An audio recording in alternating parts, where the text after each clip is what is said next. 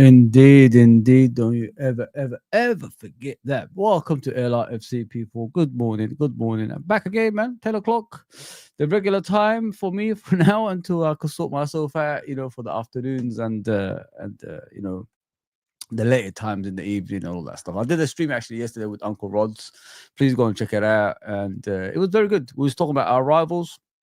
We was talking about, who's going to challenge Liverpool in regards to to the league, because all we're hearing is Arsenal, Arsenal, Arsenal. We're not hearing enough of um other teams like Chelsea or Man United, Man City. Man United, oh, goodness me, Man City. Because Man City already lost 2 games, and people are not looking, putting them in the title race for some reason. But yeah, listen, anything can happen during the season. We've seen it in the past seasons. Teams can just surprise you out of the blue. For example, Liverpool Football Club. Nobody expected us to challenge for the title last season, and look how that ended up. We've won the league, so anything is possible, guys. Don't ever, count teams out that you expect normally to challenge for the title. But please, before anything, hit that subscribe, hit that like, and all that good stuff. I'm back on a regular. I'm back. I'll be back later on, 12:20, I believe. I'm going to be on my other channel, UFT. I'll put the link there later on to watch Arsenal versus Nottingham Forest. So that channel has kicked off a while ago before I went on holiday. So please go and check it out for me, because I've been trying to build it for other fans. It don't have to be always Liverpool, Liverpool, Liverpool, Liverpool. So as I said recently, I'm gonna try watch other teams and see what I could get out of it, like the other streamers. That's how the popularity grows. If you know what I mean, watching other teams and having your own point of view when you're watching it. If you know what I mean. So that's my aim going forward if I want to do this YouTube stuff. But it's kind of weird, you know what I mean? You come back and YouTube ain't the same no more, man. Like the views are low. We're trying our best, and you can't even take a holiday, bro. You can't even you can't. It's so funny. You can't even take a holiday. So yeah, what I thought is just doing this, in my own time, at my own pace, and enjoying it at the same time as well. No longer, doing things because I've been forced to do it, that kind of stuff. So yeah, I love it, guys. I really love doing this, and it's fun. And coming on to see you guys on a regular basis, and we have our own little group here. It works. It works perfectly. So yeah, long may it continue, man. So today we're going to be talking about what do you call it? We're going to be talking about the rivals, see what they're saying, because you got to pay attention to the rivals, guys. The rivals are the ones, who are going to try to stop you winning a league title. What's their aim? What's their ambition for the season? How can we avoid, getting involved with their stupidity and all that stuff? That's what we've got to look at, man. You know what I mean? That's part of the game, and you as a football club have to find a way, and as a fan base, to avoid these people, so we don't have let's say like the team all of a sudden doesn't play according to plan, according to what we expect, and then rival fans are taking the mick out of us, and then we're retaliating. We're having got the team, and then everything goes pear-shaped because the fan base is having got the players. We don't want to go for things like that, if you know what I mean. And we're not, our football club is not in that stage. We're more a complete football club now, on the pitch and off the pitch. The fan base and everything is together now. So we don't want to be running away from that. We don't want the rivals to intervene into creeping into our business and trying to, make us to a club that we don't want to be. You look at Arsenal fans after the game when they draw or lose, they start having to go at the players, calling Arteta out and all that stuff, and making the place negative. Don't you think the players actually see this stuff? They do. They do see this stuff, guys. So we don't want to be part of that. We don't want to be that club that, criticizes their players 24/7 and all that stuff. We don't want to be part of that. And we've got to make sure we're not part of that as well. So this is why I always do the rival things. I mean, I know it's a long process in regards to watching them and talking, but you guys actually watch these things. So I'm only commenting onto what I see. So that's the whole point of this rival watch, and having fun at the same time and having a laugh at them, because they need to they need to know we're watching them as well in a certain way, if you know what I mean. So yeah, man, I love it, man. I really love doing this stuff. I don't want to keep doing the same kind of streams for you guys. Boring. Oh, we're gonna have a debate 24/7. We're gonna have this. We're gonna have that. We're gonna talk about transfers when there's no transfers. Yeah, it's a bit too much for my liking, man. When I keep continuing doing the same stuff again and again, I want to use other avenues. Talk to you guys on a regular basis in the chat and all that stuff. Why not, man? Why not? Why not, man? So this is what Fabrizio Romano wrote. It's not a transfer. I don't know if it's a transfer, but I just seen it just now. So it's about Arne Slot. He says, let me make it slightly bigger for you guys. I've got my cappuccino ready, you know what I mean, with a cup of champions. As you can see, people, champions. At 10 o'clock on regular. Yeah, so you can see right there, it says Arne Slot on Liverpool spending big. This is the model we use. We target a player and we want to have him. There you go. If you look at Arne Slot yesterday in the press conference, which I did here, he did talk about Mark Guehi. He didn't hide anything about it. He did say that, we did want him. We tried to get him. It just didn't fall, according to plan. And let me look for that footage, actually. 1 second, guys. There's a footage of the Crystal Palace manager, head coach, sorry, explaining what happened with the transfer of Mark Guehi. I know I'm not talking about transfer, but I'll try to explain to you guys exactly what happened in that transfer about Mark Guehi. So let me show you what the Crystal Palace head coach has said. There was I saw it, Oliver Glasner. Is that his name? Yeah, Glasner. So let me see if I could find that footage somewhere where I can share with you, and then we could discuss that, and then afterwards talk about the rivals, if you know what I mean. Let me see if I can find it. TV, the Glasner on Mark Guehi. That's it. Hopefully they're gonna have no football being played. Yeah, I found it. 1 second, guys. Let me share it with you while I read this thing about the spending. So if the value is right for us, we are not afraid to act. We get the money from trading players and winning the league after we didn't spend anything at all. There you go, people. So if we win league titles and selling players, which we already know we're sell to buy club, that's the way we move. And what he said is, like, if you win the league, it helps you get these quality players on top of that as well. That's great. You know what I mean? And who am I to argue? At least we get quality players after that. And that's the most important thing, you know what I mean? Yeah, so let me show you the Glasner interview, but let me welcome everybody in, man. Please hit the likes and subscribe and all that good stuff. See, I say family, like, share, subscribe. Family, because you are family, man. What's up, Ravi, my brother? Big up, my guy. I don't even know what this is. I've never seen this in my life. I've seen this once in my thing, but you guys need to tell me what it is. I have no idea. We are the greatest football club in the... 1 second, guys. Yeah, there's a phone call for some reason.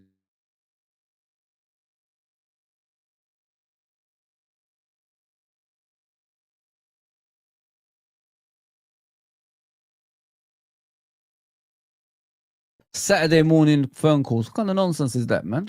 Crazy. It's shit. Job offers. I don't need a job. I've got my job. We need the greatest Liverpool football club. We need the greatest club in the world. Liverpool. We are the greatest club in the world, Liverpool. Liverpool. Of course we are, man. We are the greatest club in the world, Liverpool. Of course, my guy. Big up Joe, man. Big up Clive, as always, my guy. What you saying? Fuzzy in the house. I'm always in the house. I'm back from holiday, mate. And enjoying it again. It doesn't matter if the views have gone down. I'm still here to enjoy my time, man. It's all about enjoying the time I spend with you guys and, talking about my football club. That's what it's all about. So, yeah, let's see the Glasner interview. And it will clear up probably for many people who thought he was the problem why Guehi didn't sign for Liverpool. Because a lot of me, especially Eve as well, sometimes I jump the gun, but I ain't afraid to say what I feel. Why should I be afraid? Why? I'm being honest from my end, you know what I mean? And a lot of us did say he, as a head coach, did offer to resign if Guehi left, which is weird, you know what I mean? Why would you do that? Why you blackmail a player who has a dream of, winning titles to stay with a team that don't win the major titles? You've just won your first trophies in the entire history of the football club. Things are so weird. Oliver Glasner is their greatest ever manager now. And he's only been there for, a couple of years? Strange, ain't it? Greatest ever manager, being there for a couple of years because you've won your first ever trophies. Wow, crazy. Yeah, so let's listen to what he says. Then probably it'll clear up everybody's minds in regards to Mark Guehi. Arne Slot yesterday did say they still might go back for him in Jan or probably wait until the summer. What I want to hear is, have we signed a pre-contract agreement with Mark Guehi so no other clubs can step in? That's the smartest move Liverpool can do because we need him. Let me just put it that way. We need him. Even if Konate stays, we still need Mark Guehi. Strength and depth, domination is what you need at your football club, and that's what they bring. Fuzzy, rivals think our squad needs time to gel. These mugs don't realize we have real winners in our squad. That's the problem, bro. I said it to Uncle Rose yesterday. We was having a big up Uncle Rose, by the way. He's on the chat. Please go and subscribe to him. Please, please, please. We was discussing everything about that actually as well. If you look back at yesterday's stream with me and Uncle Rods, we was just being honest as it can be. And we cleared up a lot of things in regards to like our rivals and our squad. I put even the stream before me and Uncle Rods, which was 10 o'clock in the morning. You know what I'm saying? Let's go, people. Let's go.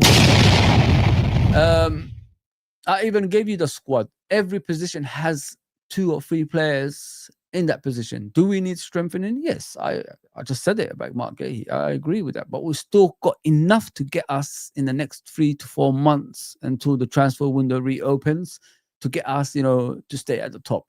Listen, guys, we beat Arsenal without Isak, without Guehi. You know what I mean? So if we could beat the bitter rivals, I don't know if they're bitter, because Man United's the bitter rivals. If we could beat our closest rivals that the way we did when they came to defend, then the rest should be easier than we thought, if you know what I mean. So it's the winning mentality, Ravi. It's the winning mentality that we have at our football club right now, which is important in my opinion. And when you got a goalkeeper like Alisson, we got a defender like Van Dijk, when you got a forward like Salah, now Isak on top of that, Ekitike and Florian Wirtz.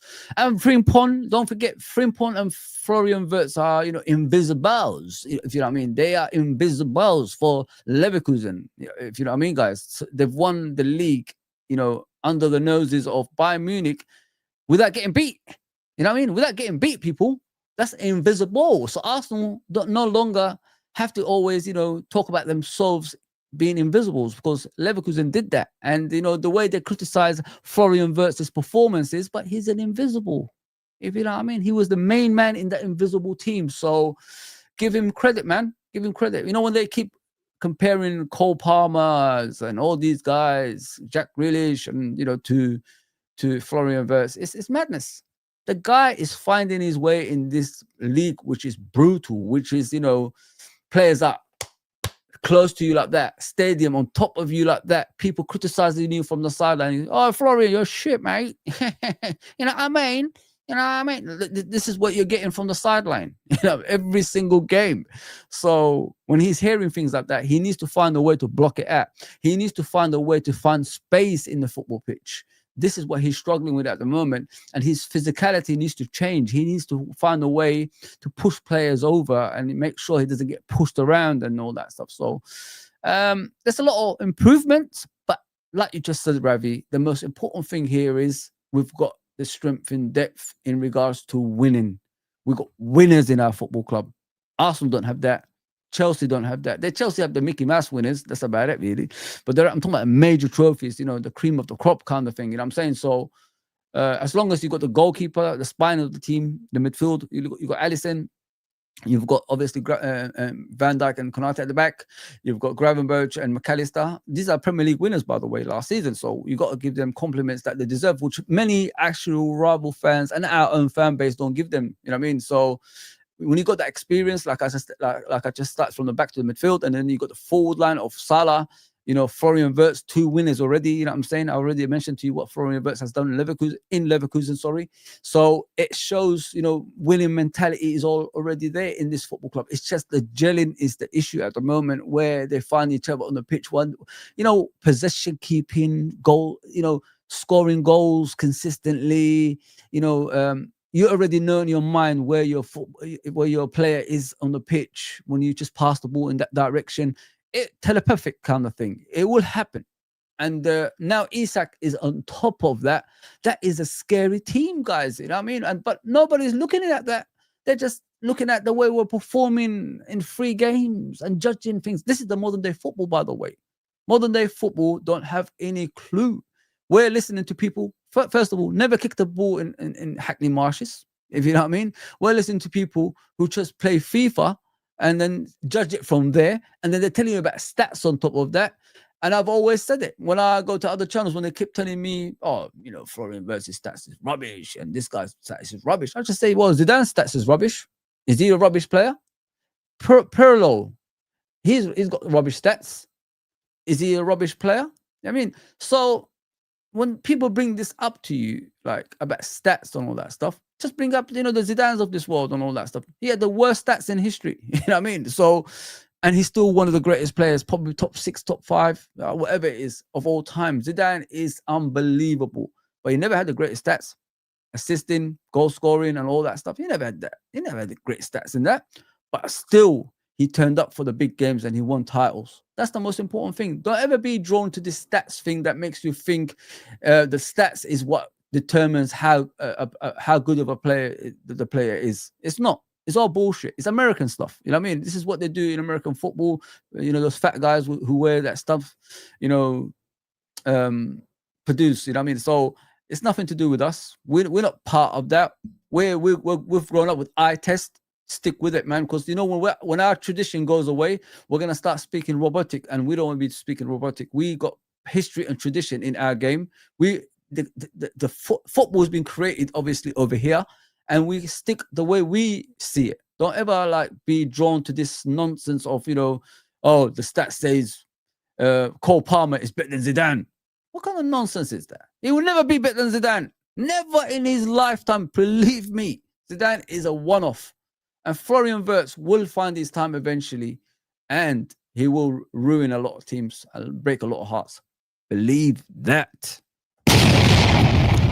Let's see what's going on. Big up Abdul. Big up Fuzzy Chat. Smash the likes and subscribe. Thank you, my brother. Appreciate that, man. We're saying we got to get it together. Club, head coach, owner, players, and fans. The media, rival fans, refs, and everyone outside my club is against us 100%, bro. But people don't see that, Abdul. We just sit here sometimes thinking we need compliments from Goldbridge. We need compliments from Lee Gunner. We need compliments from Rance and Saeed and all these guys. We don't. We're fine where we are, man. If you know what I mean. Their clubs are in ruins. You know what I mean? They want to pull us with them. Come here, Liverpool. Don't go anywhere. Pull us down. Hell no. That's why we're here. That's why we're challenging. That's why we are against these people. I will never, ever, ever, ever fall for their trap, man. And I suggest you do the same, guys, man. So let's see what Glasner is saying. Then we continue, of course. Big up Uncle Ross. Please subscribe to Uncle Ross. Great show this morning, my friend. I'm back again. Look, awake. Wow. Magic. Please subscribe to Uncle Ross. Crystal Palace are on at the moment. Sorry, guys. I don't want no music. Sorry. YouTube. We don't do music here. Oliver, great to see you. Mark Guehi, still a Crystal Palace player. As far as you're concerned, how did things play out on deadline day? It's good. And I think it's the last time I want to talk about it. And I think, but especially the Crystal Palace fans deserve to hear how it really was. About so many things were written and told. So number one, I never threatened to leave the club, never. And the second thing is, so at the end, after many discussions, it was the chairman asked me, Oliver, do you think we can manage the season when we sell Mark? And I said, Steve, honestly, I think we can't manage it in a short term. Yeah? If we buy a 19-year-old fantastic player with about 1,000 minutes in the Ligue 1 and selling our captain with about 15,000 minutes in the Premier League, I think we can't manage it short term. And if we have 3 centre backs, and with our schedule, and if we have an injury in the back 3, I think it's very, very risky. If you want this scenario, this scenery for Crystal Palace, and you are fine with it, sell Mark. If you don't want to have this for Crystal Palace, then we have to keep him. And then he decided we keep him. So big credit to the chairman. So I didn't have to. You see, guys, he's saying it wasn't him. It was a Parish, basically. Parish asked him, like, can we survive without Guehi during, obviously, the first part of the season? It's kind of weird. You know what I mean? Like, 1 minute you're telling us the player is on his way to Liverpool, no matter what happens to that transfer, that defender they try to buy and all that stuff. So it was Parish, basically. So basically, they didn't get the money. They're not going to get the money they want now, like 35 million, 40 million, that whatever Liverpool was going to be given to them. But yeah, he cleared it up. He said to them, the owner, the co-owner, whatever he is, that if we lose Guehi, then we've got a problem. But it's kind of weird, in my opinion. Like, what about Eze? I mean, if you lose, why wasn't that question asked about Eze as well? If you know what I mean. So it's weird. But I feel sorry for Guehi, because this transfer hopefully will come about. But if it doesn't, he's lost out on a lot of stuff, in my opinion, thanks to these people. And I hope he never forgives them for that, because he could have been a Premier League winner, he could have been a Champions League winner, and you know. As a player profile, he could have been up there with the best, of the best. You know what I mean? If you win the Champions League and the Premier League, so can all of them that can't speak to you. You know what I mean? Because you've won something they haven't won. So you could be up there with the best of them. And these guys stopped you from, your dream move. And not only that, not stopping your dream move, is a progression as a player, as a leader as well. Because, Van Dijk ain't going to be here for long. We need a next leader who's going to replace Van Dijk. And Guehi could have been the one. And they stopped that. They stopped that, unfortunately, for him. And it's not fair. It ain't fair. And, on top of that as well, Isak got criticized for what he did. The truth will come out one day. Let's just be honest here. He got criticized for what he did. He's been a disruptive player. They said he's selfish. They said he went against everything British football represents and all this stuff. Well, look at Mark Guehi. He was the nicest guy in the room. He played even he knew he could have got injured against Aston Villa and could have ruined his chance of going to Liverpool. He done all that for them, and they still didn't sell him. So what do you have to do as a footballer? So remain in those kind of teams like Crystal Palace, that's never going to win a league title, that's never going to challenge for a league title, that's never going to challenge for a Champions League, or do you go and follow the dream of every player that wants to win things? You know what I mean? So they stopped a lot of stuff. They could ruin that for the guy. He could get an injury. God forbid he doesn't, but that can happen. That's football. That's football. You know what I mean? So that's where the worrying part is. And I just hope he doesn't. If we're still either way, if we're gonna go for him or not. But yeah, man, they've done a lot of damage. They've done a lot of damage, these guys, to that poor player. It's all for selfish reasons because he's under contract. He's not gonna go. You know what I mean? Come on, man. He served his time for the Crystal Palace. He's won them the FA Cup and the Community Shield, like something they've never achieved as a football club. That was a perfect time to leave that football club for, you know, better things, and they ruined it for the guy, man. For their sake, I hope he gets that dream move one day. I just hope. Big up, Ravi. Ravenite. What are you saying, brother? I don't know if you watched Brian. I watched Brian's shows, but yesterday I was just too busy everywhere else. Sorry about that, bro. Brian's show yesterday, but I was in shock. I had to defend Slot and the team. K-Mac was basically saying Slot is playing every player out of position, and we looked terrible. Oh, well, yeah. Sorry, that was a shock.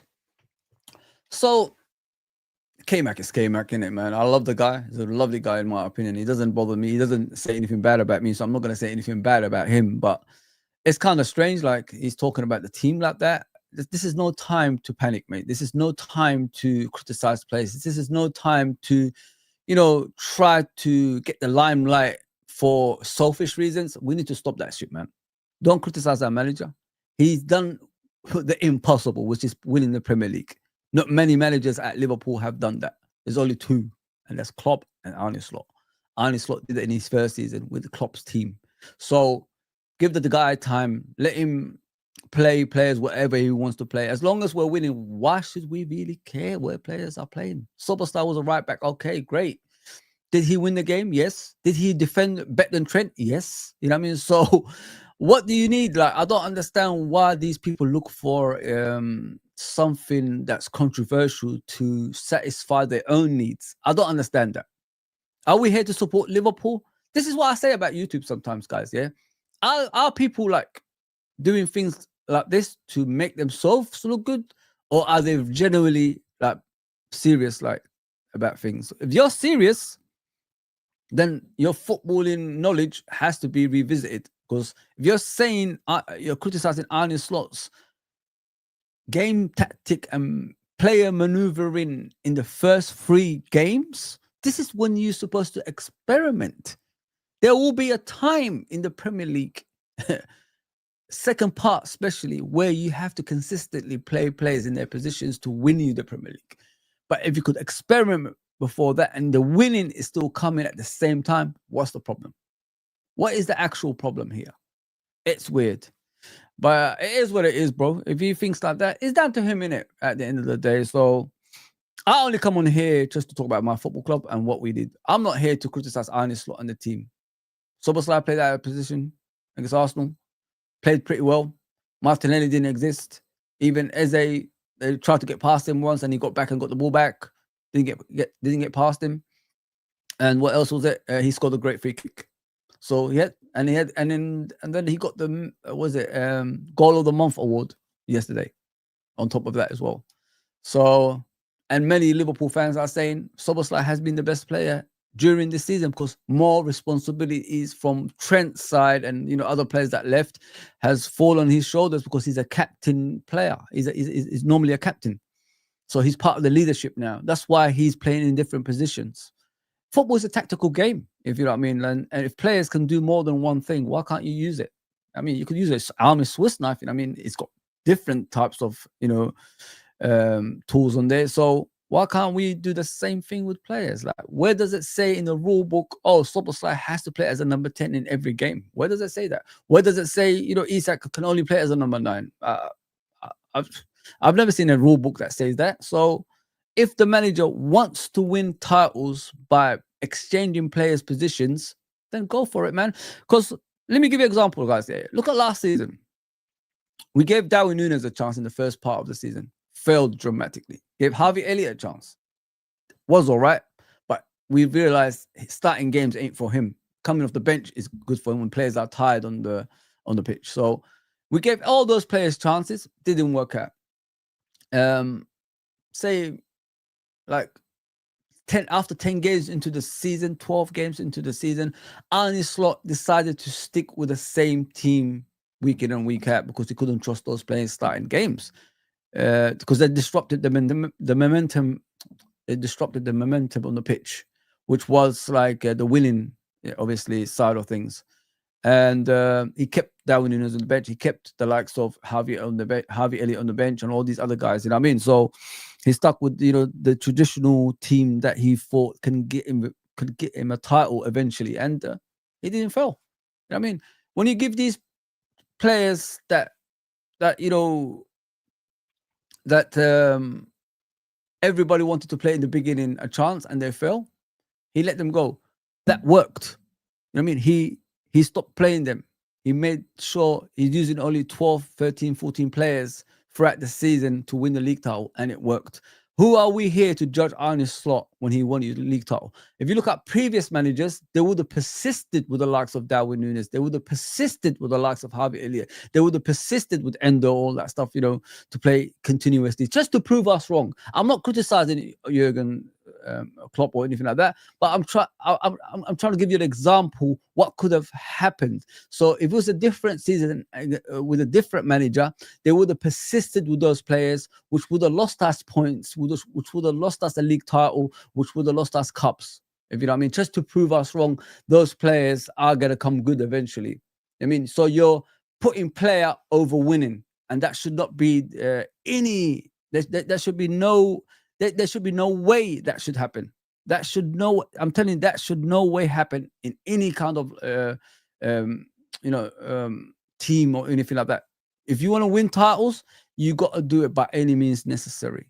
And that's what Arne Slot did. He got rid of all the players that was letting him down, and he stuck with the players that's going to win him the title. He's doing it again this season with playing players out of position. And who are we to argue here? Because he's won the Premier League already, guys. You know what I mean? Arteta has been here for 6 years, spent over $1 billion, 1,100,000 or something like that, something like along those lines. And look where they are still. They overstacking the squad. That's going to unsettle the squad. People forget that, when you got so many players in a team and they're not getting game time, and you bought them in the last couple of seasons, that can disrupt the team. That can cause arguments within the team. You know what I mean, and all that stuff. So when you're doing things like that with a big squad, you're going to struggle in the league, man. I won't be surprised if Nottingham Forest today get a draw or win a game, because Arsenal are overstacked in every position. It can, cause a lot of, rift, a lot of issues between the players. It's madness, man. But us, we know what we want. We've got players that can play in every position. So be it, man. I don't understand why people are, complaining about this and that when things are going good. A true fan sticks by his club no matter what. Remember that, man. But big up, Ravenite, man. Listen, there's nothing to worry about, my brother. The glory days are here. Let's take it, man, with both hands. You know what I mean? But let's continue with Glasner, what he's saying, man. Sorry about that. Big up MK, by the way. Big up Trudon. Big up LFC. Walk on, of course. Yes. Who else is there? Yes. Appreciate everybody, man. Clive, of course, Ravi, Abdul. Thank you, Uncle Roz, and that. And of course, Joe Powell and all them. Let's see what he's saying. Then we end it with that one. Then we'll go to the rivals. I've got a couple of hours to go anyway, so it's all good. To threaten anybody. There was no bad or no tensions between the chairman and myself. It was really just a discussion about sports. And he decided, big credit that he decided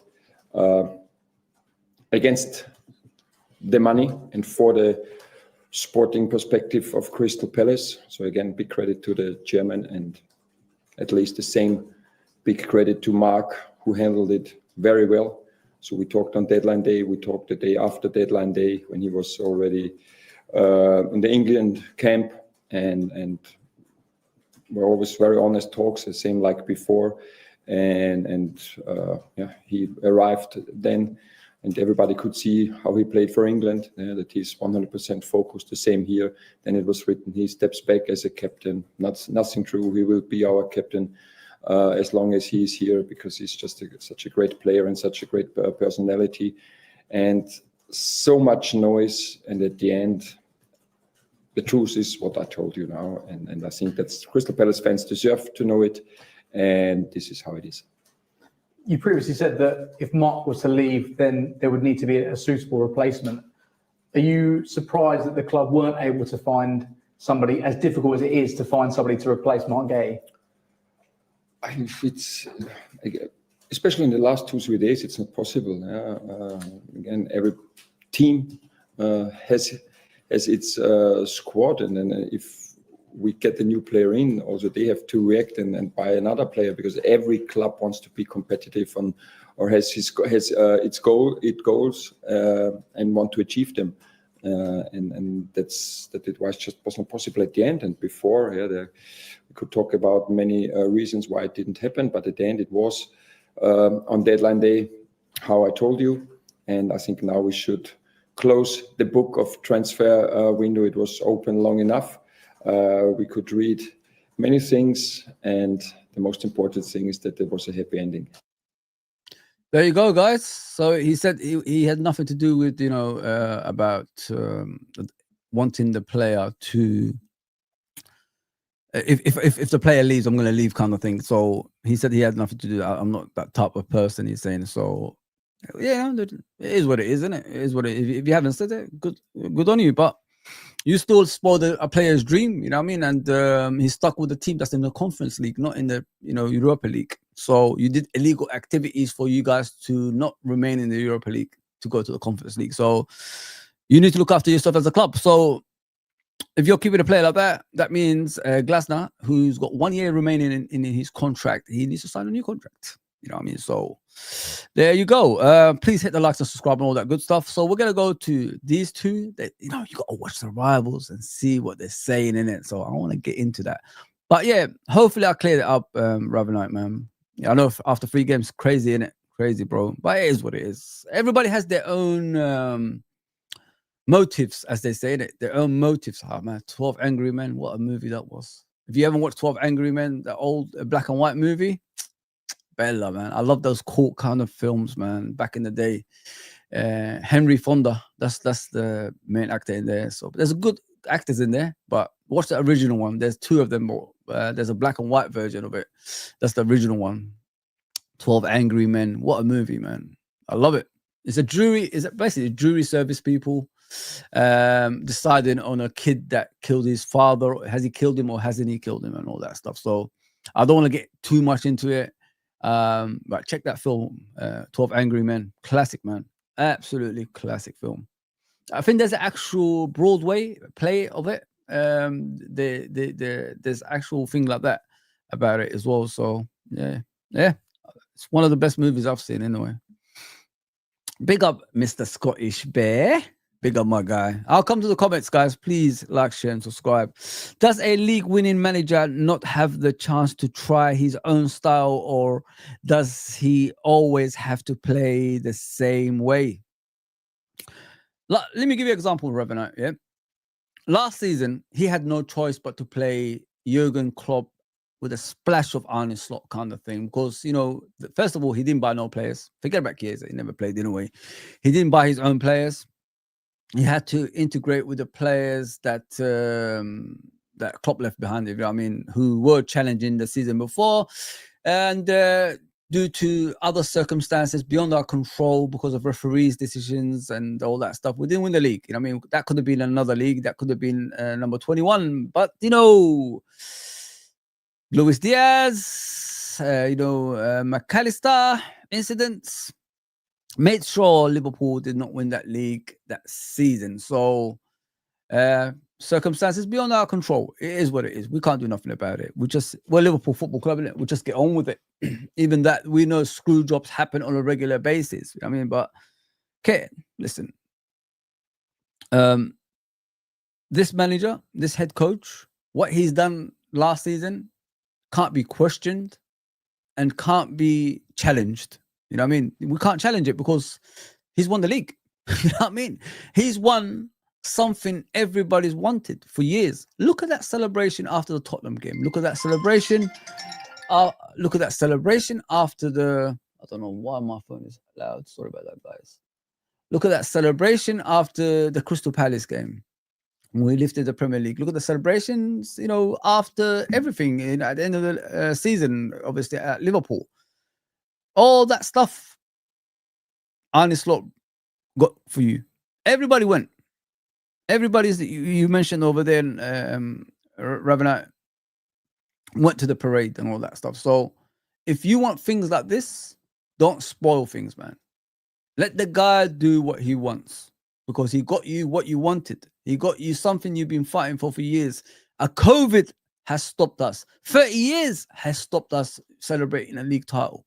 None of us were even... Listen, I was a baby last time. I was a kid. I mean, I think about 11 years old. Last time we won the league title, I couldn't come to Liverpool and celebrate. But we did this one. Arne Slot did it. You know what I mean? So I don't know what more people want. Where is this animosity coming from? Is it a YouTube thing? Are these fans genuine? What is the problem here? I don't understand. Like, why are you angry when your team is winning? I don't understand. I just don't. Oh, man. You know, sometimes what you got to look at, guys, like, is the person in it. Are they here for genuine reasons, or are they here for selfish reasons? I'm here just to talk about my football club and have fun with you guys, chat with you guys. And the rest of it is supporting Liverpool Football Club. You didn't see me here in the Arsenal game doing a watch along. I was in my living room watching it because I don't want to be disturbed. I don't come here for, you know, clout and, you know, shouting like what a goal every single time. And then we get clipped up somewhere else and then look at the celebration from Liverpool reactions and all that stuff. I don't come with that. If I don't want to watch a game, I'll go and watch a game in my living room with my family. That's how it is, man. So, you know, it depends on the reasons, bro. Like, maybe you need to speak to him. Maybe he's got other motives towards his own way of thinking for him to do what he's doing, because there's no way me, as a Liverpool fan, can argue with Arne Slot. He's earned credits, bro. Credits he's got in his account. And I could never question that, man. Never, never, never, never. But as I said, I'm just waiting. I've been waiting for the Arne Slot way of football. So hopefully we'll see it in the Burnley game. I can see that. Your first game Bournemouth, second game Newcastle, third game Arsenal. That's difficult. You saw what Bournemouth did the other day as well. They give everyone a game. Newcastle is Newcastle, Champions League club now. Arsenal, second best team in the league. You know what I mean? So those games ain't gonna show you the style of football that you want straight away. It's going to be difficult. You need to come through that first of all. Then you get the Burnleys and, you know, these other teams afterwards. Then you could test your domination and see if you could, you know, ruin these teams in a way of passing and moving. But if you look at some of the goals that we scored this season, especially the Rio goal, look at the build-up play to that one.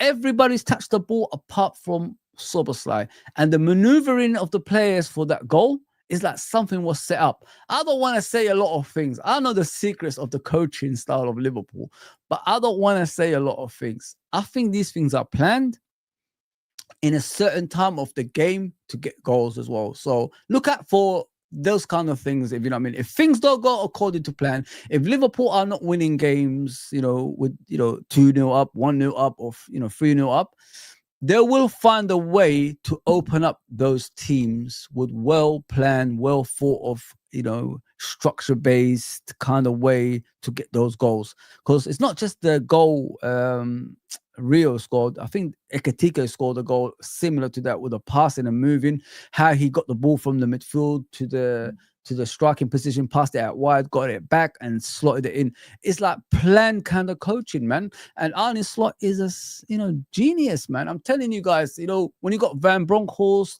you know, the other assistant coaches, you know, in your team, it's different to what we've seen with Pep Linders and that. Pep Linders is just a maniac. You know what I mean? There's no brain up there.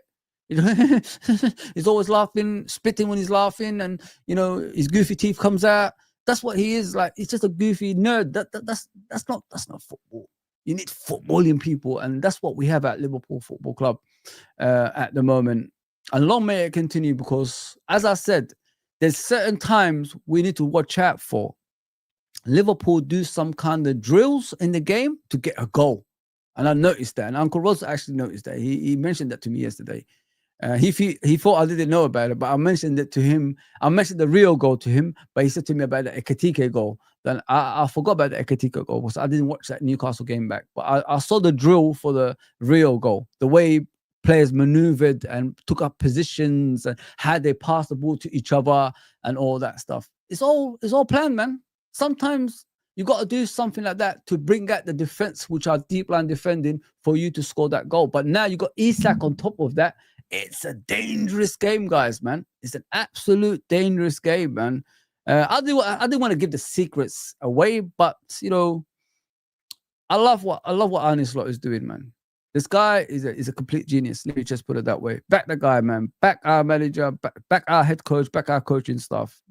They're gonna bring you some great rewards at the end of the season, man. I'm telling you, man. What are you saying? Chelsea, Man City need to push by English FA, EPO, and UEFA. Oh, you mean the things they did? Yeah, of course, bro. Of course, man. Did I read this? It doesn't. No, yeah, I'll just say that. Yeah. What are you saying, Ravi? Fozzy, thoughts on how we be more secure in the left? How we could be more secure in the left hand side versus Burnley and the rest of the Premier League. Oh, I don't think it's that bad on the left hand side. I think people are overreacting, Ravi. Okay, Kirkez faced Somenia, I think that's how you say his name, the Bournemouth right winger, and he faced Alanga, and he faced Madueke. Those are tricky wingers, bro. You know what I mean? You can't get much trickier than that. So eventually he got to grips, you know, how to defend against players like that. So I think we're overreacting on Kirkez. It's his positional sense is the issue for me. You know what I mean? He does this. You know what I mean? He does this. Like when a player's the ball goes over the top, he wants to do a Usain Bolt kind of thing. I'll beat you in the race to the ball, and you can't beat me. Then he gets beat. That's what he does. He needs to be like this. Angle your run, get in front of the winger, angle your run towards him. So if he hits you, it's a foul to you. Or it slows him down to going towards the ball, and you'll be ahead of the ball. That's what Robertson has been doing for years, and this is what he needs to teach Kirkez. That's why Robertson is still around. That's why Robertson is a vice captain. That's the whole point. So he needs to show him. Robertson hasn't got blistering pace, but he made sure he positioned himself in an area where he doesn't lose a race. That's what Kirkez needs to do. He hasn't got the most blistering pace. He's got average pace at best, but he's not going to win those races all the time. Sometimes he might give penalties away by making a last-ditch, tackle or something like that. And this is what we don't need. Because look at the Madueke, obviously dribbling past him the other day. The issue that I had, he was doing slide tackles in the box. How about if Madueke reads that next time and gets a penalty out of that? That can happen. And this is what Kirkez needs to work on, in my opinion, and that's what worries me. Just position yourself in a place where you could earn a foul out of it, or you could slow the player down. Simple as that. It's simple coaching. You don't need me to tell you that. They earn the big bucks. You know what I mean? So it is what it is, man. He's chatting rubbish. Who? Okay, me? Oh, come on, bro. I know it's not me. He's chatting rubbish, Trudon, indeed. Oh, you're talking about... I don't want to talk about him. It's up to him what he wants to do. But he's... Glasner is... he is. We know it was all you. You had a parish by the bars. Convict! There you go. That's for you, man. MK, what are you saying? Hey, Revenai. Big up. Big up, I'm with you. Listen, let's not team up against one person, guys. As I said, the guy has his own motives. Just check it out. Just ask him, what's your motives? Simple as that. You don't have to, bring him up on other streams. Just ask the guy. You do streams with him. Ask him, what's your motives, bro? Like, what's your intentions? Are you here to be controversial for your own reasons, or are you here to talk about, Liverpool Football Club in a good way, in regards to winning titles? Like, what's the motives? That's all you have to ask, Revenant and MK. Yeah, so yeah, big up, my guy. And Spoiled Brat won the Prem and 3 out of 3. There you go, bro. There you go. LFC walk on. There you go. It's madness, isn't it? I'm good with K-Mac as well. I'm just shocked that people have this reaction already. We have 9 points. I often point this stuff out to, but he won the league and we have 9 points out of 9. It's not this. It's not the time. Yeah, you're spot on, bro. I'm not here. I don't come over here. Oh, Arne Slot is this. Arne Slot that. He earned enough respect from all of us to let him do what he wants to do. You know what I mean? There you go. MK saying it's weird when last season no one expected the title, but now they expect the world. It's crazy, isn't it, bro? Very crazy, my guy. Which is why, like you, I'm okay playing poorly and winning. It's not playing poorly, bro. It's like, what do you call it? It's not playing poorly. It's finding your way. You know what I mean? Finding your way as a football club. That's what it is. Where are we gonna go? What are we gonna reach? What's this player, these players' ceilings like and all that stuff.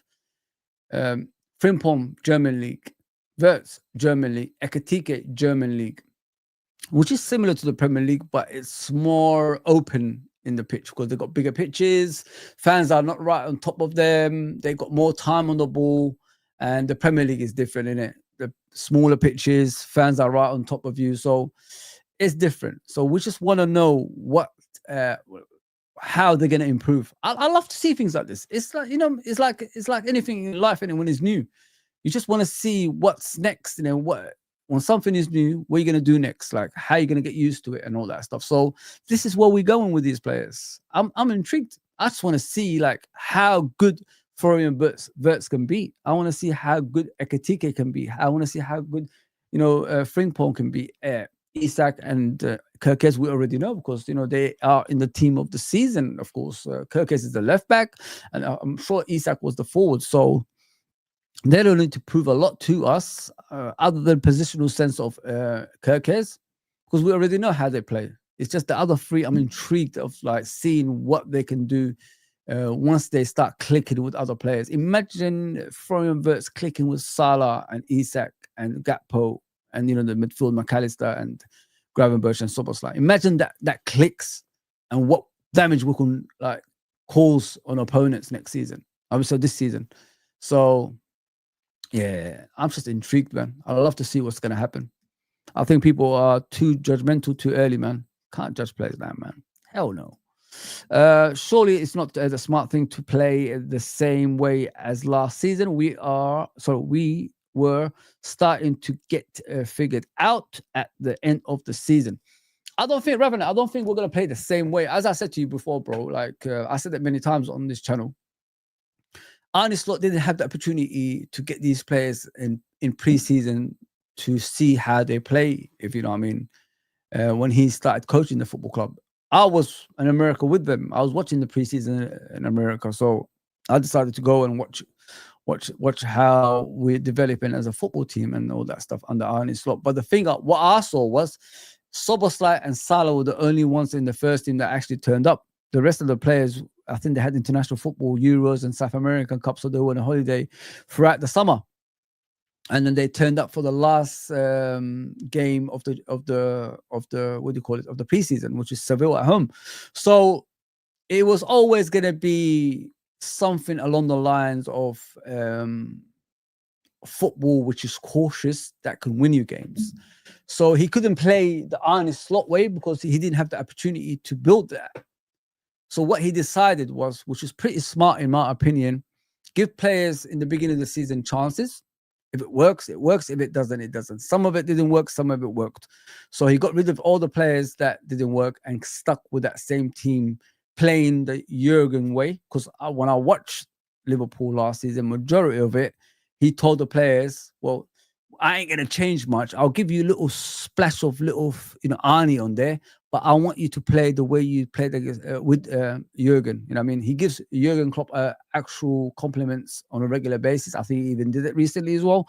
So it's good to have that, pride, as they say, sometimes, pride, what do you call it? Sometimes being too proud, to use another man's formation can be the thing that destroys a football club. Prime example, Graham Souness. He forgot where he came from, which is the boot room. He tried to get rid of the boot room, and then you saw what happened at the end. We was effed up. Liverpool didn't come back for 30 years after that. But what Arne Slot did, he didn't change much. Came into the team as a head coach, by the way. Don't forget, he came in as a head coach. He didn't come in as a manager where Jurgen was. When you're a manager, that means you're not only concentrating on the players. Sometimes you're going to be going outside the players, which is, going to places, events, because of you're the leading, obviously, man at the football club and all that stuff. Doing too much off the pitch. What Arne Slot as a head coach does is he concentrates on the players. That's why I say head coach is better than a manager, because head coach doesn't have to go outside the football club to go and kiss babies outside the football club. You don't need to do that. He lets Michael Edwards, Richard Hughes, all those people that get paid the big bucks do that. Go to events, go and speak to people and all that stuff. I'll just concentrate on the football club. And that's another thing we never had before happen last season. Hence why the coaching looked different and, we won the league title. But as I said, he had to play a lot of the games, a lot of part of the season playing the Jurgen Klopp way, because he couldn't implement his ideas. It was impossible because he didn't have a preseason with the players. Preseason is key for managers because it's like a summer camp, innit? You got a month of a summer camp. You talk to players. You as I said yesterday, football is a psychological factor involved in it. They are unpaid psychologists, these managers, and not a lot of people talk about that. Look at the greatest managers like Mourinho, Arsene Wenger, Jurgen, Ferguson, all these winning managers, Pep Guardiola. Why did they win? Because they made players that's average into world-class players because they believe in them, number one, and they made them believe they're better than what they are. That's the psychological side people don't talk about football. And that's what I've studied when I used to coach and, doing sports science. Psychological side is important because you could make a player that's average into a world-class player. I'm not saying Henderson was a prime example, but Henderson became a leader and he made sure the players around him are pulling their weight when they're on the pitch, and look the rewards after that. Nobody ever thought Henderson is a winning Premier League captain. Nobody thought that, but he made it happen somehow. You know what I mean? With the belief of Jurgen behind him and the likes of Wijnaldum, Fabinho, and all these guys. Look at Virgil van Dijk. Nobody wanted to take a punt on Virgil van Dijk. I mean, everybody was afraid, he might not be good enough. Liverpool did. Came to Liverpool, became the best defender in the world. Salah went to Chelsea, failed at Chelsea. Went to Fiorentina, went to Roma, came back up one of the best players in the Premier League history. So it's all about the psychological, you know what I mean? It depends what manager has that, it factor. And I believe Arne Slot has that it factor. He couldn't work with the players as he wanted, but he stuck with the old formula, which made him win the league, obviously playing some sort of football, which is like not attractive to watch, but is, Jurgen and him, basically. Now, going forward, is his own players. He needs to put his own tactics, his own thoughts on what he wants to do to win the Champions League and the Premier League. So if Szoboszlai plays as a right back, who gives a shit? Who gives a shit? If it's going to make the team win, nobody. So if he's going to play players out of position, it's down on the manager, so the head coach. So leave him be, man. Let him do his work, man. Let him do his work. Freaking out. I meant to do, Rival Watch. I'm talking about something else, but it's enjoyable. I like talking to you guys. I hope I cleared a lot of stuff, if you know what I mean, and it makes sense. If it doesn't, I'm sorry. You know what I mean? Savage on ends. Man channel wants a slot gone. What? Oh God. Oh, I like those guys, but what the hell is going on? What do you mean gone? Going for where? Going to eat? What? He's going to take him to a restaurant? What does he want? Nah, man. There's no way he's doing that. There's no way. People wanting a manager going after league win and 3 wins out of 3 is some of the most mad reactions I've ever heard. There's no way, Trudon. Trudon, you're my guy, but come on, bro. Don't do that to me, man. Don't break my heart. Don't break my achy, breaky heart, man. You know what I mean? Don't break my heart. My achy, breaky heart. Ah, man. I remember that song when I was a kid. Always, it was played every time. It was played every time. Don't make me angry, man. Don't make me angry, man. Don't make me angry. Come on, man.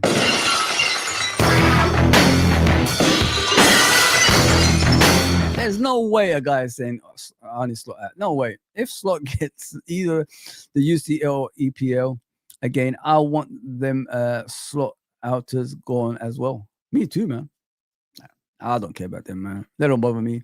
I'm in my own little bubble, people. I ain't leaving this bubble because of other people's, stupid shenanigans. I can't even say that. Stupidness. Let's just put it as stupidness. Shenanigans. I can't even say it properly, man. Oh, it's too early for me. But stupid antics. Let me just put it that way. I can't be. They're not gonna bring me down. I'm high in the sky. They're not gonna bring me down. If he wins the league, he will be our first manager to retain a Premier League, and they wouldn't have deserved it. Of course, 100% right, mate. The reason we didn't retain the previous Premier League with Jurgen, it was a pandemic. I mean, pandemic affects teams like Liverpool, which in turn financially issues. You know what I mean? So understandable. We ain't state-owned, you know what I mean? You can say that and not want him out if he's winning because sometimes you can't have it all.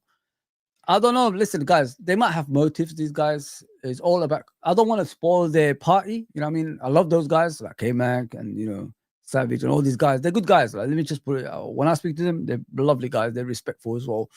They might have their own motives. Don't ever take it in... to heart. Let me just put it that way, because the more I'm looking at your comments, the more it seems to me they've got an agenda for their own benefits. So don't believe what they're saying. I don't think they believe what they're saying either. Please, guys, yeah, they're good guys. They're good guys, man. They're good guys in their own way. You know what I mean? I'm not here to criticize. It's up to them what they want to do with their lives. I'm only here to talk, Fuzzy style. And I mean, like, here, big up Fuzzy, brother. Oh, look, the main man is in the house.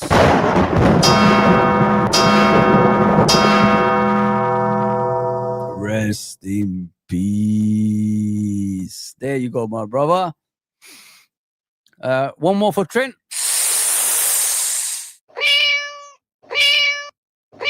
That's Trent, man. You know what I mean? I'm always gonna do that, man. I don't care. Victor, if you come on again and start defending him, is up to you, but I hate that kid. Really spoiled everything for me. Yeah, Scottish Bear in the house, man. Of course. Smash the likes, people, and subscribe. Listen to the main man. Listen to him. This guy backs everybody, man. One of the best, in my opinion. One of the best. It's okay, bro. Listen, I'm not here to, people, like if you don't like and subscribe, I'm gonna shoot you. I'm not gonna do that, bro. I'm gonna do this though. I'm gonna do this for them though. Where is it? There you go. Hadouken! Shoryuken! Tiger uppercut! Perfect! There you go. I've done the whole thing in Street Fighter. I've done the whole thing, man. And I'm not gonna, if I want to shoot them, I'll shoot them, you know what I mean? And an extra bomb on top of that. That's if you don't like.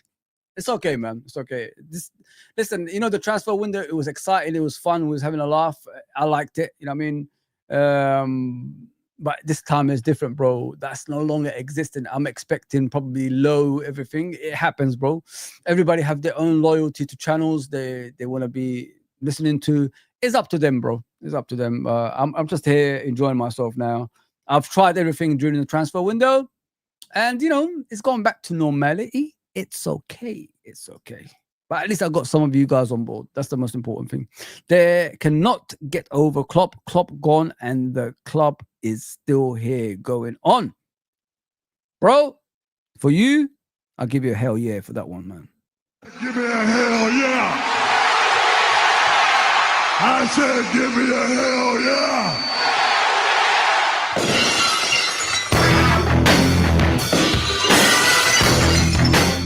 There you go. That's for you, bro. Tough, sir. I agree with you, my brother. Come on, Soberslide did touch it. Bruce Lee, no shadow kick. Oh, stop it, MK. Stop it. Big up, Nick, by the way. I think I'll welcome everybody in, haven't I? Yes. And Sharp, what are you saying?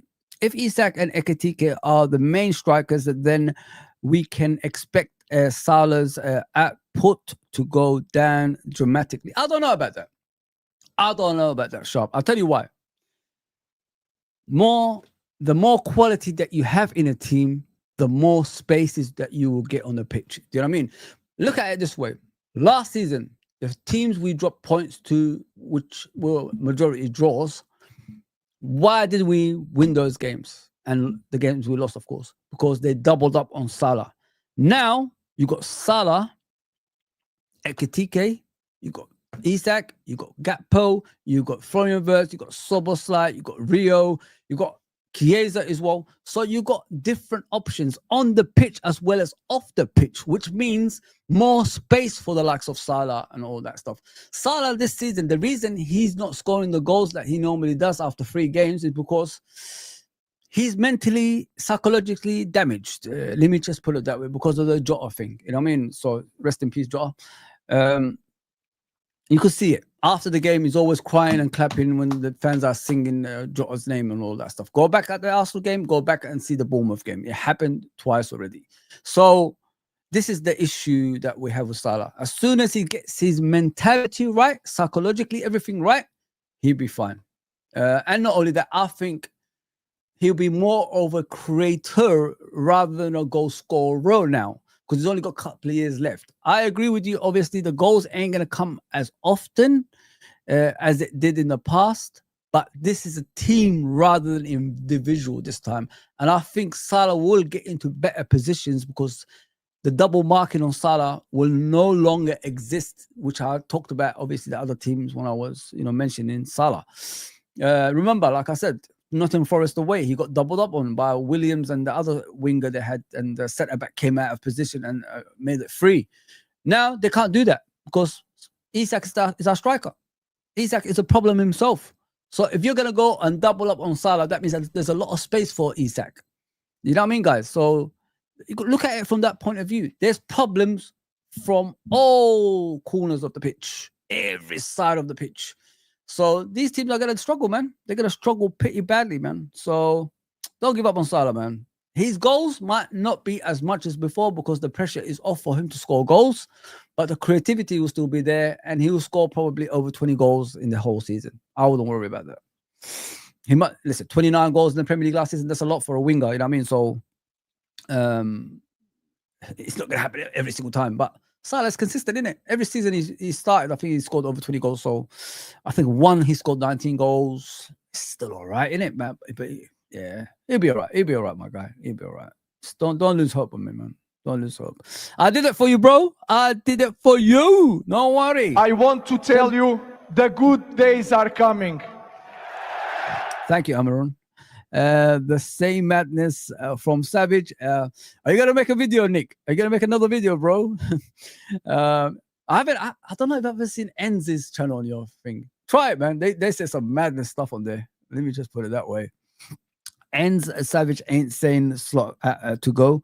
The only question in his tactics or opinion, which is allowed. Okay. I didn't know, bro. I didn't know. Fairs, of course. I don't know. I don't watch them, so only when I'm at work. I haven't been at work for a few weeks now, innit? What are you saying, Mr. Ravi? Fozzie, what would you say 1-0 up versus Burnley in 15 minutes, then 2-0 up in 30 minutes? That's a sign of a team that's finding their way and finding the winning formula, innit? That's what it is. Like in the last few games, the 3 games we faced, it was end-to-end kind of stuff, innit? Last minute goals and all this stuff. This is the moment Liverpool have to change that. And I could see that happening in this game, bro. So I think this game will be more dominant, and we'll score an early goal. We'll score probably, I think I predict like something like 3-0, 3-0, something like that in this game, 100%. I think the clean sheets will be coming back as well, 100%. We need that. If you could keep a clean sheet against Arsenal, you could keep a clean sheet against anybody. Let me just put it that way. Especially their dominant set pieces and all that stuff. We dominated them. I watched the game back. We absolutely ruined Arsenal's celebrations with the set pieces. You know, they go to the far post normally, innit? They bunch up and then they come into the middle and then one of them headers it in. What Liverpool did in this game, they held on to them. You ain't moving, brother. You ain't going nowhere. That's what they did. That's the tactics I've been telling you about Arne Slot. Other teams fall for it. They let them bunch up at the back post and come into the middle. Liverpool did not do that. Not one of those set pieces troubled Alisson in regards to a save or anything like that. You could say maybe Madueke won, but that was after the set piece was gone as, you know, they cleared it. So look at it. Look what we did in that game. I don't think people point that out, the way we controlled their set pieces. I mean, Declan Rice looked average. He normally finds these, you know, players. He didn't that time. Ooh. Yeah, but you know what I mean. Sharp says, if Isak, oh yeah, I did say something about that. Big up, man. New World Art, what are you saying? Hello, guys. I'm watching from Freiburg, Germany. Is it Freiburg? Hopefully I got it right. Germany. So in my city, we are Reds. Come on, mate. I went to, let me show you. I went to Turkey. Yeah. I was even shocked, man. Liverpool is that big. I was even shocked. Could not believe what I was seeing, man. People think I built this bench. I didn't. I swear I didn't. I love Liverpool, but I wouldn't go as far as that. You know what I mean? I came in. This is my first day at Liverpool, guys. My first day at Liverpool. I'm sure I showed some of you guys already, yeah? This is in Turkey. You know what I mean? There you go, guys. That's in Turkey, man. Champions. Look. Arne Slot in the middle. The sun took it away, and the sun just ruined the whole thing. Anfield Road in the middle. Scottish, you know, Liverpool. People think Liverpool is an Irish club, but it's not. It's really a Scottish club. I mean, the Irish club is Arsenal originally. Let me just put it that way, guys. Yeah, before, you know, people try to take something away from the Scots. If you look back at Liverpool's history, the players that played for Liverpool first, majority of the players were Scottish. So we're more of a Scottish team, to be fair, than Irish. The city's full of Irish, yes, but the Liverpool Football Club, it's more Scottish than you think. That's why every time Liverpool won a league, a Scottish player has been in the team. There you go, people. Look, oh, this bench, this whole bench is just Liverpool, man. It's crazy. I just walked. First day, this was the first day the picture I took, and I looked at it. I was like, wow, Liverpool in Turkey in a holiday resort. Come on, come on. We are big everywhere, man. Absolutely big everywhere. Yeah, big up, New World Art. Big up, my guy. Hopefully you're good. Freiburg and Liverpool forever. Big up, big up. Please like, share, and subscribe as well if you're new to the channel. Appreciate that. I'm all for Salah's goals to go down, but the assists should go up. Yeah, I think that's what's going to happen, bro. Because he's coming to the latter stages of his career at Liverpool. They want to do a smooth transition to Isak. Salah to Isak. That's what they want to do. We're going to miss Salah. We're going to shed a tear the day he leaves, guys. You know what I mean? It's not going to be the same anymore. It's sad, but that's football. Things change. Things can't stay the same, man.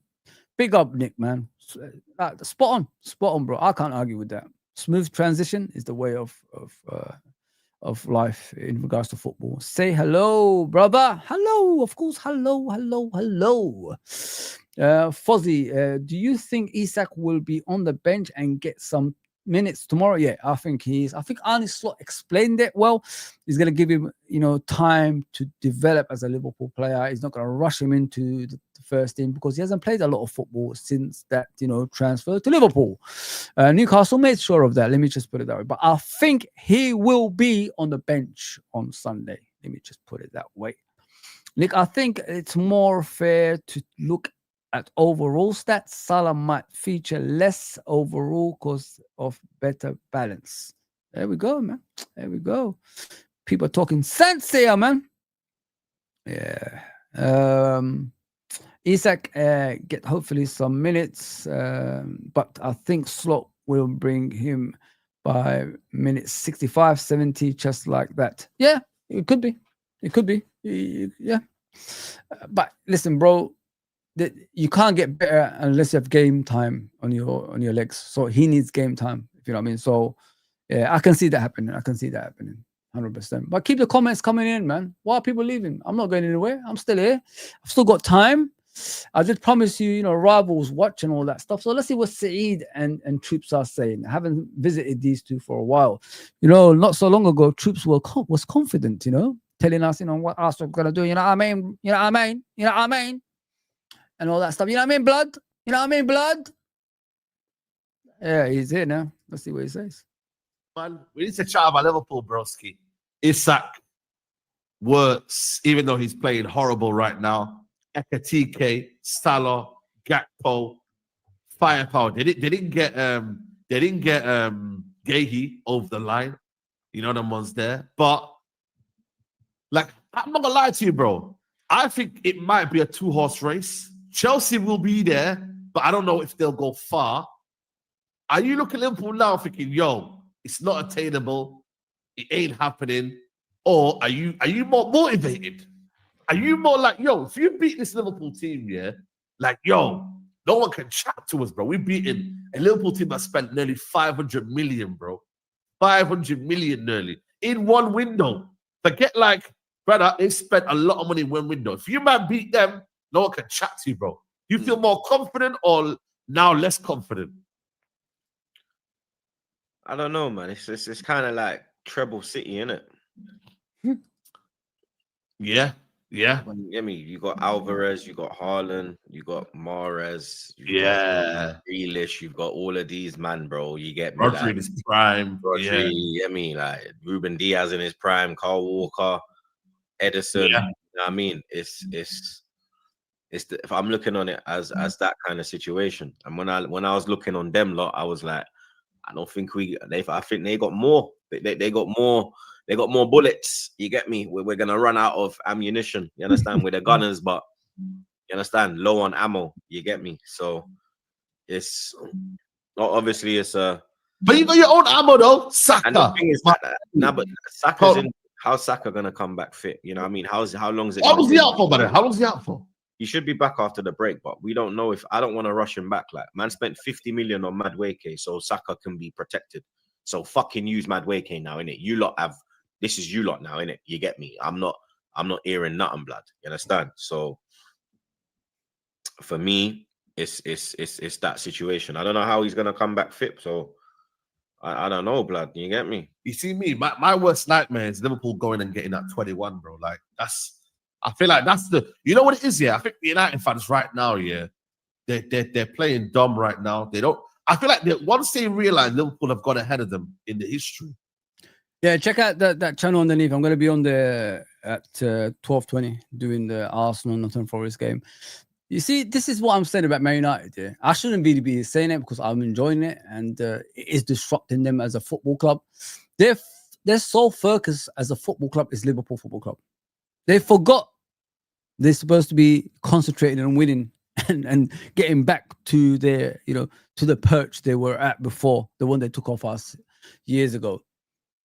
I'm enjoying it because if they focus on us, that means it takes it away from, obviously, us winning league titles and all that stuff, So it takes it away from them, challenging for league titles and all that stuff. So it just shows, man. It just goes to show, like, when you concentrate solely on something else other than your football club, it disrupts your momentum into winning, if you know what I mean. And Man United, ever since they've seen Liverpool challenging for titles and winning titles and all that stuff, Champions Leagues, Premier Leagues and all that stuff, they haven't been the same. Every single time you hear a Man United fan talking, they're talking about Liverpool Football Club. Have you guys noticed that? It's a consistent thing for some reason. That's the be or end all for them, and that's what we got away from in some sorts. If you look at us back in the 90s, the older fans can remember with me because I was there.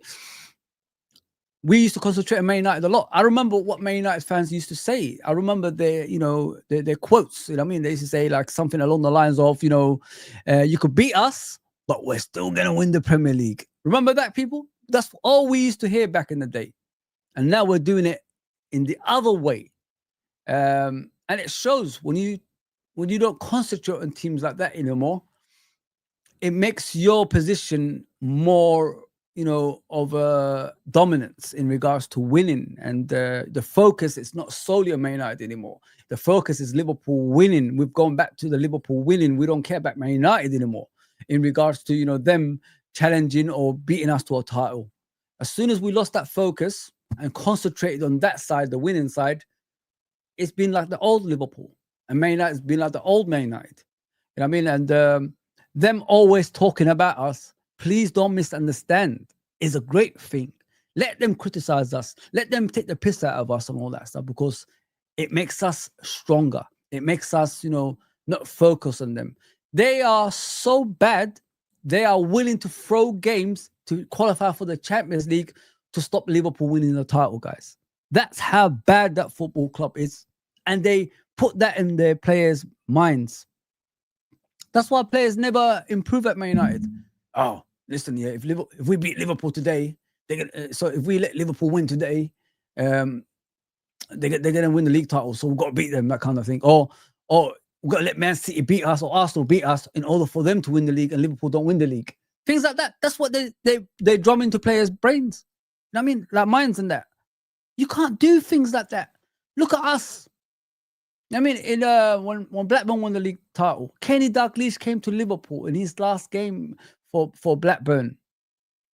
I think it was his last game ever anyway for Blackburn as a manager, as I remember, to win the league. You know what I mean? He had to beat Liverpool to win the league. Liverpool beat them. Jamie Redknapp and John Barnes scored. I remember that. I think Jamie Redknapp scored from a free kick. John Barnes, the ball came inside the box, left foot curler in the bottom corner, right hand side of the goalkeeper. That's what I remember. And I remember them playing against West Ham, and I think they drew 0-0. Andy Cole missed a lot of chances, and Blackburn ended up winning. So this is the thinking of the two clubs. You know what I mean? We just get on with it. We don't care who wins the title. But with them, they make sure they tell their players to throw games because they don't want Liverpool to win the league titles. When you corrupt players' minds, it's finished, man. It's finished. There's no way back. And that's what's happened to them. They corrupted their players' minds for years, and it just ruined that football club. Long may it continue, because the more they do that, the more that club will be down in the bottom half. Let's just hope they stay there forever, man. And you got to learn from your past as well, past mistakes and all that stuff. Big up Hugo, man. Big up my guy. Big up Hugo Eketikers. I don't know how you say that, but yeah. Big up Irishman as well. Good morning, brother. Yeah, so that's how it is, guys. You know what I mean? Rivals are always, especially Man United fans, that we're rent-free in their minds 24/7. I mean, like every single day we're in their brain. They just can't get that out of us. And they're talking about 21 now. They can't even sing the 20 song anymore. You know what I mean? 20 times, Man United. 20 times, I say. 20 times, Man United. We played was it Matt Busby Way? Something like that they were singing back in the day. Hopefully I got the song right. But yeah, this is them. That they can't sing that song anymore. They can't, because Liverpool is 20 as well. So if it's 21, that song is completely gone. You have to just erase that song. But I could see with Arne Slot a few more league titles, to be fair, guys. I mean, but yeah, it's good. It's good. Please don't disrupt them. Don't disrupt our rivals. Leave them alone. Let them have that, anger and hate towards Liverpool, because it's important for Liverpool's success. Trust me. In terms of, don't get me wrong, I think they've got more trophies than us, but once they have more Premier League trophies than us, I think that's when it will hit with United fans. Right now, yeah, they're just playing dumb. They're just following processes and that. Give it time. But once they see Liverpool go back to back, yeah, dare I say, do 3 in a row, which would be absolutely it'll be unheard of in my lifetime, bro. That's when United fans will really click in. Yeah, people can say they've only got 2 Premier Leagues. We can run that joke. I can run that joke. But at the same time, bro, when shit hits the fan and them man are winning title after title, that's when I think that United fan base will wake up. I really do. They won't wake up until then. I think right now it's cozy. 1 Premier League here and there. But once they win that that 21, it could be 22, 23. Because right now, this Liverpool team is a young team, bro. Apart from Salah and Van Dijk, it's a young team. It's nasty, bro. Yeah, you lot are in problems. That man didn't even need to get his sack, bro. Even need to get his sack. Man just flexing his sack, you know. They probably actually did need Isak because they got rid of Darwin, innit? So yeah, Darwin, and obviously, yeah. How can we not need Isak? What are you talking about, bro? Like, what football are you watching at Saeed, man? God damn it. I thought I taught you something when we was on the stream together. I told you about Amarim, and now you're saying the same things I told you in that stream that day. There you go, bro. Who knows football, bro? Come on, man. We don't need Isak. What are you talking about, man? There has to be transition in the team, you know what I mean, for us to maintain our success. You know what I mean? People go. It happens. They get old. So you have to pass away and that. But I just, bro, it's crazy that they have actually gone out and got the deal done. I don't know, Chelsea or Arsenal. I don't know, man. The thing is with Chelsea fans here, I don't know if they truly believe they're going to win the title. I think they're saying it because I feel like they of course they don't. The only one who probably believes is Lewis, the fucking weirdo. Talk about Paul Lewis, the Chelsea fan that believes anything Chelsea do. It's crazy. Yeah, Liverpool original lineup was 11 Scots. There you go, bro. You know what I mean? Andrew Hanna, the first ever Liverpool captain. You see, Scottish Bear, I studied, bro. I know you guys represent, bro. I know that. Because people label Liverpool an Irish club. They're not Irish club. Arsenal is the Irish club. Original Irish club is Arsenal, people, if you don't know that. Arsenal had the original cop as well, if people don't know that. It wasn't Liverpool. It was Arsenal that had the original cop in their Woolwich. Woolwich, yeah, you know, then whatever there was. Yeah, Woolwich, innit? Woolwich, when they used to be in Woolwich and that stuff. So, yeah, there you go. There you go, man. It's crazy, isn't it? It's crazy how football turns out. Not many people know because we label Liverpool, you know, because the city is full of Irish people. It's an Irish club. No, it's a Scottish club, actually. Arsenal is the original Irish club. If you look back in history, Foz, would it be better free in midfield for away games? They do play free in midfield at Ravi.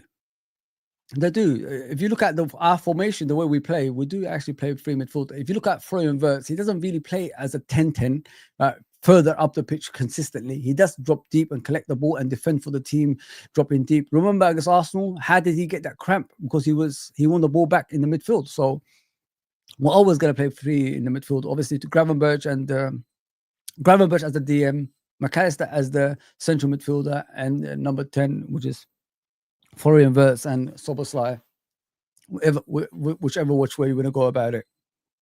So we are playing like that. But the thing is, what people need to understand is Florian Wirtz ain't showing you all of his abilities at the moment. He's finding his way in the football team at the moment. Because what I've seen of Florian Wirtz, he's the first point of defense when he was at Leverkusen. He used to go towards players to commit them to make mistakes. So for you know, the likes of Frimpong and the other players in that team can score goals. So we haven't seen that side of him just yet. He's just finding his way, and it's like a Mane kind of thing. The first point of defense was Mane back in the day. Mane goes, everybody comes up, we win the ball higher up the pitch, and then we go and get a goal. That's what Florian Wirtz will bring eventually. Just keep an eye on that. But we do play free in midfield, yeah. Yes, Scottish Bear, I agree with you, my bro. What are you saying, Nick? The banter is cope to hide their worst fears. Yeah, spot on, bro. It's spot on. I mean, they know what's to come in it. So it's good to see us talking about it at the same time as well. We shouldn't have no fear talking about it.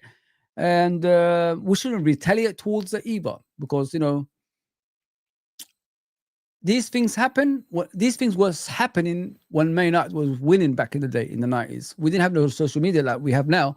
But in the streets and, you know, around the clubs and all that stuff, people were getting upset, you know what I mean? Like Man United fans are doing on social media right now. So let's keep that going, guys. Let it happen. Don't intervene. Just enjoy it. Trust me, man. Trust me. They know who's the best.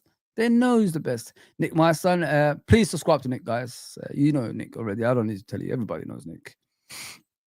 My son, the King, has just subscribed to your channel. Oh, yeah. Big up, man. Big up, Irishman.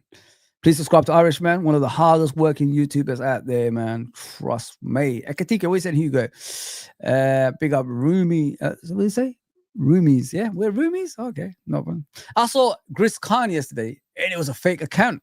Gris has showed up on this channel before. Let me just put it that way. I mean, he has not been on the channel, but been in the chat. He's one of the ones who's told me, like, stop trying to sell Salah when Liverpool were about to get 250 for him from Saudi. So yeah, he did tell me that before. He told me off. So it is what it is. Rivals so worried, especially CETV with their hate watch-alongs. Yeah. Hello. When I see it, it's the best watch-alongs I've ever seen, my brother Hugo. Especially when we score in the last minute. Him and Matisse, is that his name? Yeah, they're on the phone doing, Wolf of Wall Street. And the next minute, Liverpool score. Yukiyaza! They just fall to the floor. Their face expression changes. Oh, it's gonna finish a draw. They're all like excited in the beginning. They just, at the end, just fall to the floor, starts crying and all that stuff. I'm just waiting for the crying bit, mate.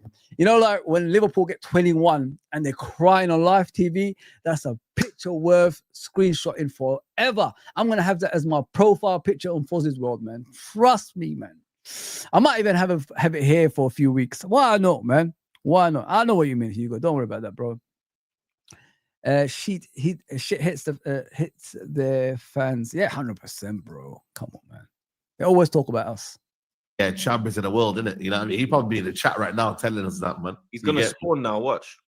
Yeah, you gotta come out of nowhere, man. You get me? But bro, if Saka gets back in, then you've got Gyökeres and that, and then you know what I'm saying, Eze. I don't know, bro. Like you know what it is. Big up Indian Scouser, bro. Please subscribe to Indian Scouser's channel. He's just started it and he's doing some wonderful things. Please go and subscribe to Indian Scouser's channel. Wonderful guy, very knowledgeable. Great Liverpool fan. It is going to be one of the most competitive leagues. I don't think it'll be a 90-point title charge. I think it'll be around 83, 84. Around it's going to be 90, bro. You think it's going to be 90? Yeah, man. Look at the firepower Liverpool have. But can you really get 90 as well? Can you catch that? Nah, they're going to get 90. I didn't say we're going to get 90. See, I think it'll be less. Troops has lost all hope. I think it'll be. The reason why I think it'll be less here is because I don't know. This year, I think the league is more competitive. Like the talent in the league's a bit more. Like you're not going to go to every ground and just destroy everyone. They really and truly, even though they got 3 out of 3. Nah, they'll score more. They'll score more than every other team, bro. Nah, that's nasty, bro. What was the title last year? Was it 80? Was it? Let me see what the title last year was. Premier League, 87 or 86 or something.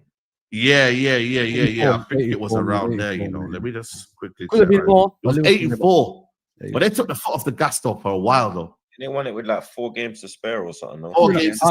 They were chilling, bro. As soon as they found out that certain things, they dropped off massively, man. Man. Guys, listen, yeah. I know everybody. I think I wanted it as well. I wanted the 90 points and all that stuff. You know what? Effort. We had 97 points and we still lost the league. So forget about the points. It's all about winning the league titles, man. Don't overstretch. Don't extend yourselves to get injuries and all that stuff, long-term injuries because you want to win. Those points. Allow that stuff. As long as you win the title. At any point, even if it's 80 points, like in the old days, 79 points, I don't really give a damn, man. I don't care about points anymore. As I said, we've had over 90 points for a few years in the last few years. You know what I mean? So where did that get us? Man City winning by 1 point every time. So allow that stuff, man. We don't need that. We don't need that, man. We just stick with our way, which is winning the league early at any points. I don't care, even if we have to rest players and all that stuff. So 90 points doesn't matter, really. It doesn't matter. I think, what was it, the first season, did we have 99 and they had 100 points or something? The Centurion season. There you go, man. It doesn't really matter, man. It does not matter. So as long as you win the title, I don't give a damn about the points. I really don't. We still need depth in our squad for the champs, for comps, and the injuries. If we got, to me, can I be honest with you, Hugo?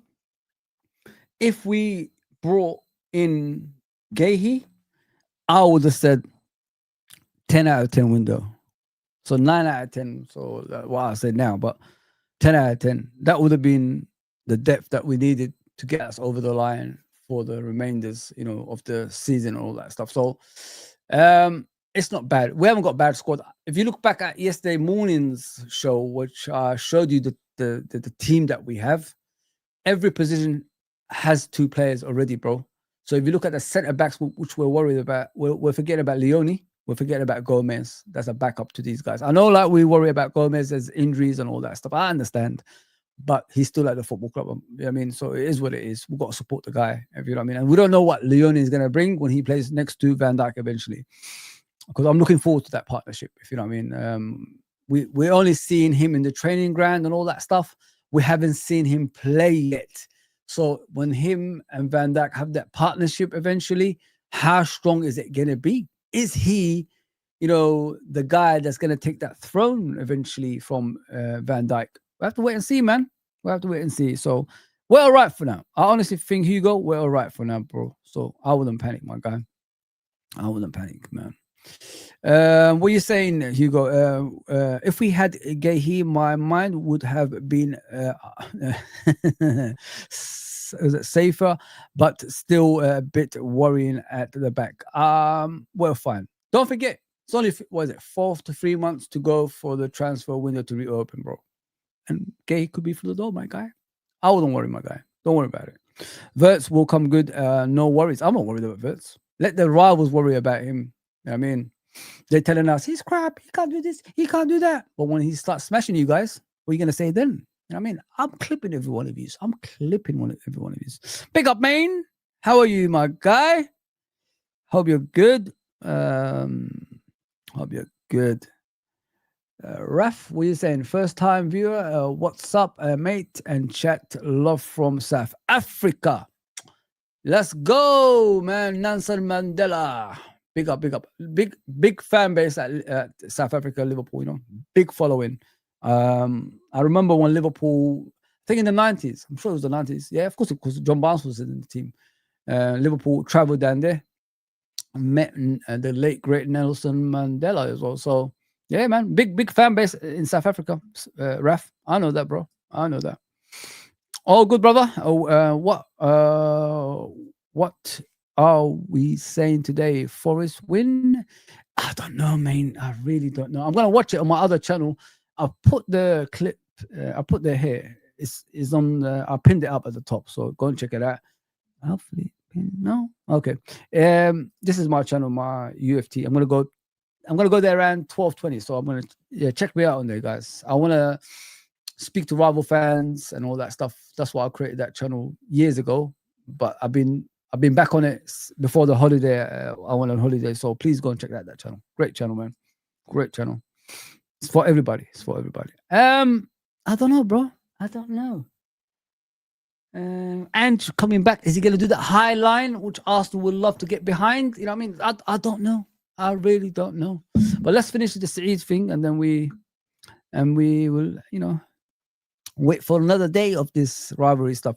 Shout out Saeed Troops 2. Recently watched I can't say that word. Compilations of hate watch reactions to the 7-0 victory against United. Yeah, I saw that. They brought that back. I've noticed the 7-0. I did one actually on my channel, and I went to the shop, got popcorn. I was watching it. I was enjoying it, man. Let me just put it that way. I'm watching the obviously the channel where Arsenal's playing on, obviously TNT and that. Arsenal fans bringing back the gold, invisible trophy outside the pitch. Crazy, man. That's 20 years ago. I mean, that's a long time ago. 21, I think now. But it's crazy, bro. We're talking about ancient history. The ancient club now. Crazy, man. Crazy. Yeah.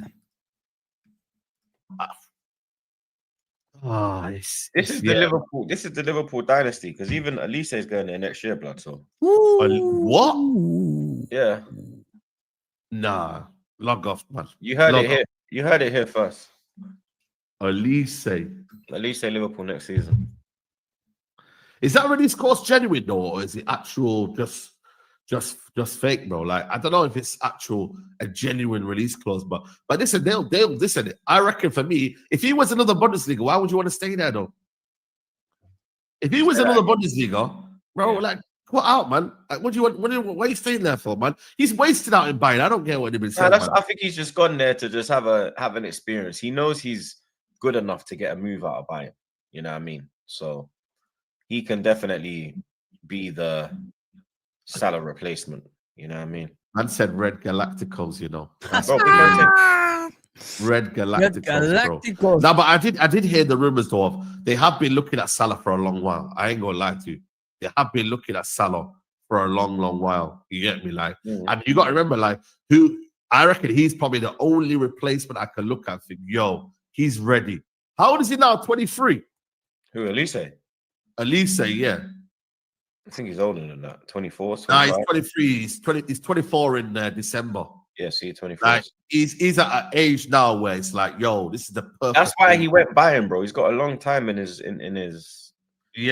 career, bro. You can make them kind of moves. That's nasty, bro. That's nasty, man. No one's turning down Bayern. Man, what is that, eh? Yeah. No one's turning down Bayern. Let's be real. No, not at an age as well. When you got to remember, like, you know what I mean, like Bayern's a big club, but at the same time, Premier League. Look at the talent in the Premier League like right now. It is ridiculous. Like, I ain't gonna lie to you, bro. We might be in the golden generation now of Premier League. Now we might be back in terms of, you see how we had the talent back in the 2010s and that. We might be, this Premier League might be fully back now in terms of the talent that's in the league right now and what's gonna continue now. Like La Liga, bro. I wouldn't say we're fully back. We're not fully back, but I'm telling you now, we're in an era now where Premier League is going to be like, bro, La Liga, I don't know what they're going to do, but Tebas needs to really, truly, like, fix up, bro, because you see them La Liga players, bro, they might have to start, you know what I mean? They might have to start thinking, yo, Premier League is where it's at. You get me? Not that I'm saying that Lamine Yamal and them would ever leave Barcelona, but, bro, like, you see, for me, Lopez, like, Chelsea were trying to sniff around him. You get me? Like, certain players might look at it and think, yo, the wages in the league, the sponsorship, the revenue, your money's going to tenfold, bro. Tenfold, man. You get me? So them man have got to be very, very careful, man, La Liga, in terms of, I like La Liga. I think it's more technical than the Premier League. I think sometimes the football is better. But at the same time, bro, it's all good and well, but if you're not paying these man what they deserve and you ain't getting what they need, brother, you're in trouble, man. You're in trouble. Perez will just keep you in because he's a madman, but some people will be in trouble, bro. I ain't gonna lie to you, man. Some people will be in trouble. But Premier League right now, the talent that's we're getting in and that's coming through the door, it's ridiculous. You get me? There you go, people. Let's speak on the Arsenal. Rivals are worried. Let me show you something. I can't believe people left. What's going on here, man? Let's watch Rivals. That's the whole point of this. Come on. There you go. Let me show you. Where is it? This made me laugh. What the heck is going on here? And just as a Liverpool fan, there you go. Today, there you go. The Liverpool fans are already prepared for Ange. And our manager, Liverpool fans, man, making like a banner with what's his name? Arteta, always the bridesmaid, never the bride. Goodness gracious me. Only Liverpool fans. I'm telling you guys. Only Liverpool fans, man. Nobody else has that. Arne Slot wins the Premier League Manager of the Month for August. There you go, people. Your manager is the Manager of the Month. Great. And, you know, people are criticizing him playing players out of position. Go figure. Strange. You know what I mean? Yeah. Guys, I've got to be done because, you know, I've got to go to another stream to fix up and look sharp. Elise Wharton, goodness me, that's too much for me to handle. Careful, anyone going out in London today with these protests. Yeah, it's crazy, bro. The world's mad, isn't it? The world's mad. I'm glad, you know, like I was born in a different time to these new people because the way people are behaving nowadays, shooting people in the neck and all this stuff, snipering people, stabbing people for fun and then killing them and it's okay. That's not a human being, man. That's like living in the wild, isn't it? Like living with the lions and shit like that. That's crazy, man. Even lions have limits. You know what I mean? Come on, where's our limit as human beings? No more for me, man. Manager of the month is usually a curse. Now, I'm sure he had it last season, so it's nothing new. And not only that, Sobersla's got the goal of the month. You know what I mean? Remember that back in the day? Goal of the month. All right, guys, I don't want to keep boring you. We've seen the rivals. I'll get another rival thing going. Great chat, by the way. I hope I helped you out in every way that you needed. So, yeah, just support the football club, guys, and be happy, man. Be happy because, you know, things like this is very rare at Liverpool at the moment. And I'm looking forward to it. I'm really looking forward to it. What are you saying? There's loads of London teams playing at home as well. Police have their work cut out. Yeah, but the mayor of London cut the police, bro. I mean, what's going on here? Well, this guy's mad. But it is what it is. I'm staying at home anyway. I ain't get out there. But please like, share, and subscribe, people. I'll see you soon. Yeah, I'll see you on the other side, which is UFT. Please go and go to UFT and help me out on there. Take care, everybody.